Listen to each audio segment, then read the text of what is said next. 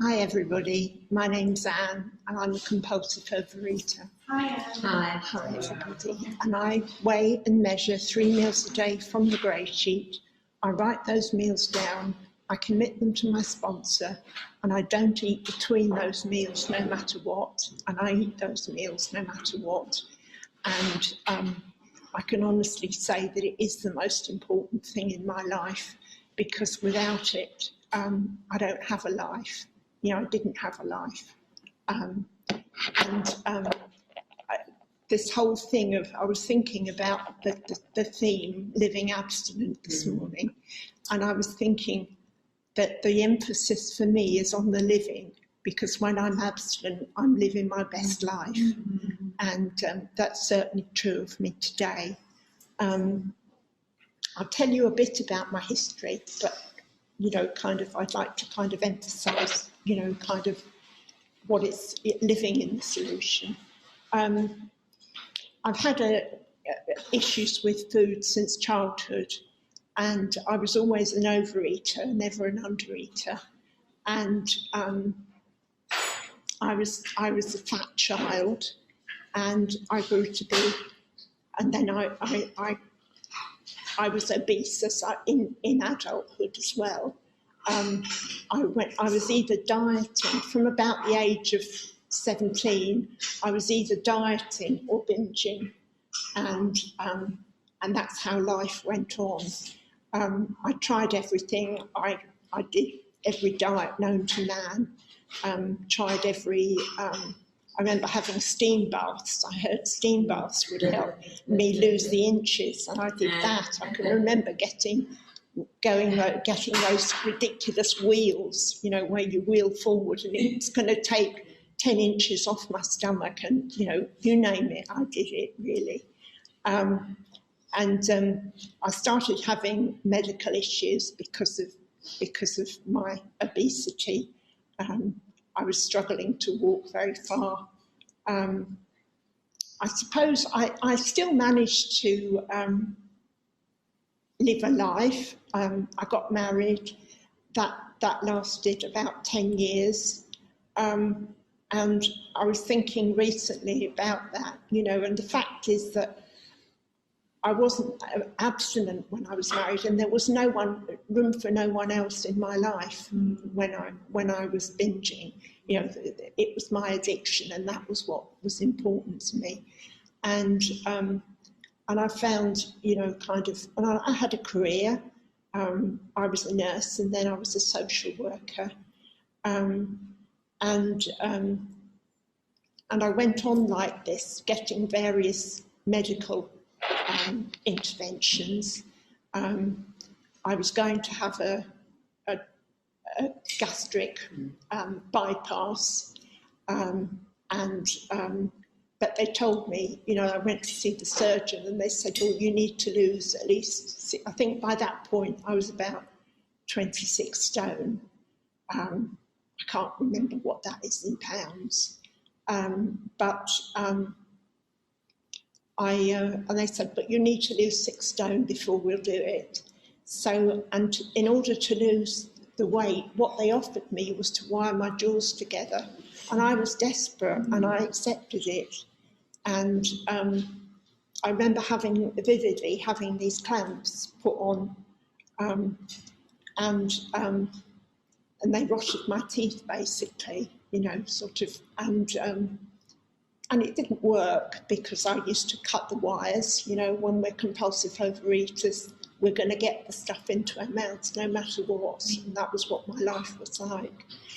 I didn't go through, because I realised even back then that I didn't have the understanding about that I was addicted to the carbs, because how could I possibly live without carbohydrate and grain? I couldn't imagine life like that. And I got to the age, by the time I was 50, I binged my way up to 465 pounds. I was disabled. And when I first started going to meetings, I wasn't able to get to meetings. I started off on the phone bridge, and the first time I went to a meeting was Bournemouth, and there's people in the room that I can remember being there at that time, and I think I'd been abstinent about 3 months. That was back in 2006, and I got it fairly quickly. My abstinence date now, the reset date, is a new one on me, but I quite like that, is actually the 18th of, the 14th of November 2018. But I got abstinent in 2006, and I stayed abstinent for about 8.5 years. And I dealt with all sorts of things. You know, I had breast cancer diagnosis and surgery. I had colon surgery. You know, I also, I graduated and did my degree in abstinence. And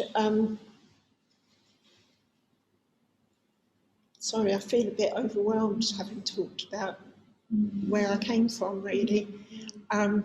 But anyway, and it transformed my life, because the difference before is I'd done all sorts of things, and I'd lost lots of weight before. It would go up and it would go down, and it would go up and it would go down. And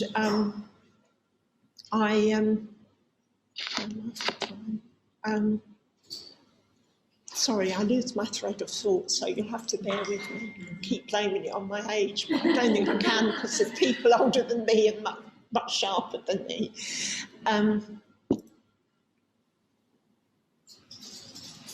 Yeah, so anyway, and life changed, and I travelled, and, you know, the disability went, you know, I was walking. I remember running with somebody here in Central Park, you know, sort of, and having a picnic in New York, going to the Roundup in 2007 in New York. And I never thought I'd go to New York. So it really opened up my life.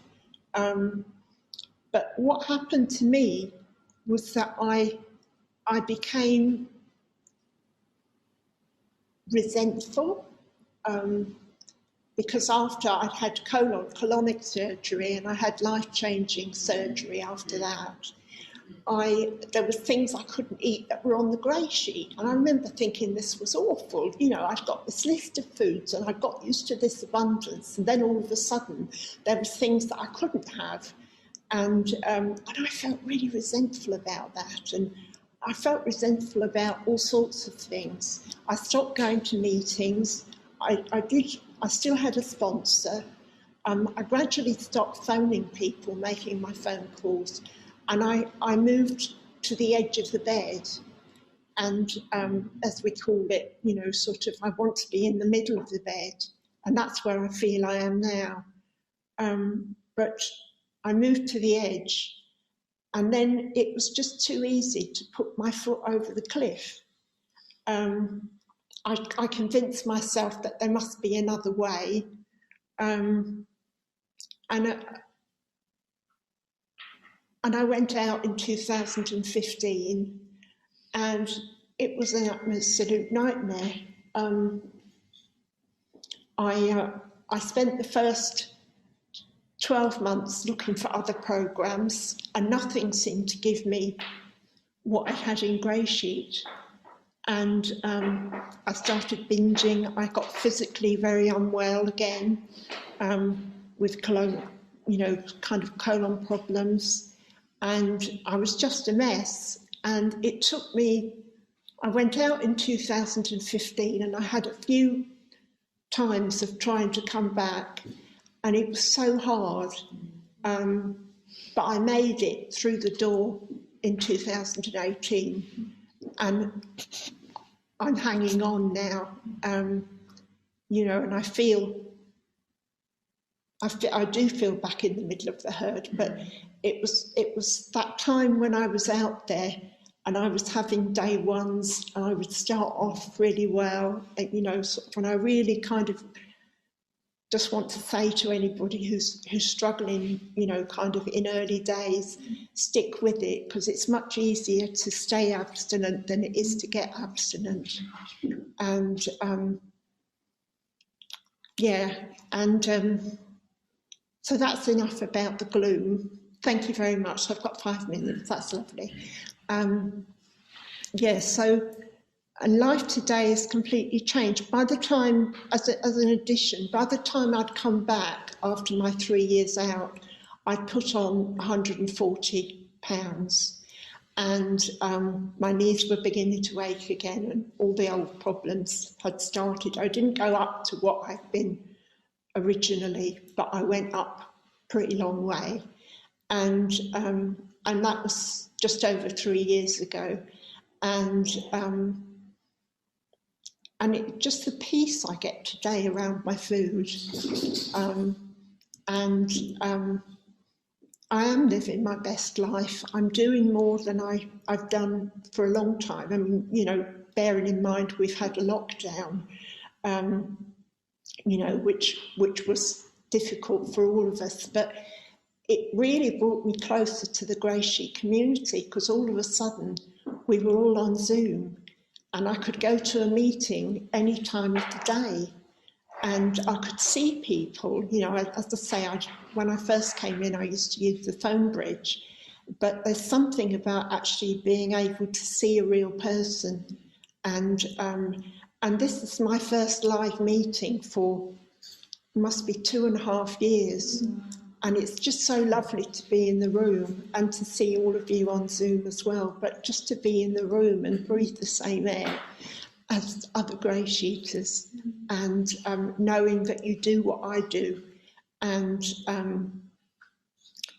that living abstinent is about really living. And yeah, I'm very grateful for my abstinence today, and I think I'll stop there.